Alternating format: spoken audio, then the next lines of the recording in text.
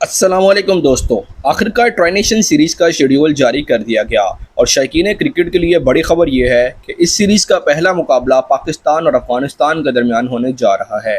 ये match Sharjah international cricket stadium में खेला जाएगा और पाकिस्तानी वक्त के मुताबिक शाम 6 बजे शुरू होगा।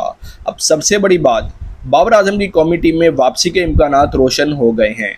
ज़राए के मुताबिक चेयरमैन पीसीबी मोहसिन नकवी ने फैसला किया है कि बाबर आजम को दोबारा पाकिस्तानी प्लेइंग 11 का हिस्सा बनाया जाएगा, क्योंकि सोशल मीडिया का बहुत ज़्यादा प्रेशर था। इसी वजह से नाजरीन, पाकिस्तान ने बाबर आजम को कैरिबियन प्रीमियर लीग भी खेलने की इजाज़त नहीं दी।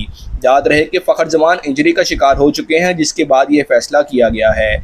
इसके अलावा बाबर आजम की आकिब जावेद से भी मुलाकात हो चुकी है और उन्हें ये यकीन दहानी कराई गई है कि वो ट्राई नेशन सीरीज़ और एशिया कप दोनों के स्क्वाड में शामिल होंगे।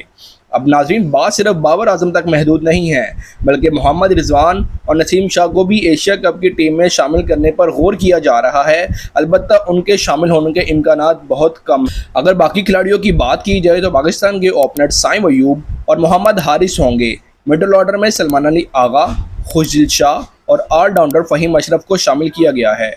बॉलिंग के शोबे में शाहीन शाह अफरीदी, हारिस रऊफ़ अपनी तेज़ रफ्तारी से मुखालिफ टीम को परेशान करेंगे, जबकि लेग स्पिनर इब्रार अहमद और सुफियान मुकीम को मौका मिलेगा। अब सवाल ये है कि दोस्तों, क्या बाबर आजम की वापसी से वाकई पाकिस्तानी टीम मजबूत होगी और क्या ये तब्दीलियाँ एशिया कप और ट्राई नेशन सीरीज़ में कामयाबी ला सकेंगी? आपकी राय क्या है? कमेंट सेक्शन में ज़रूर बताइएगा।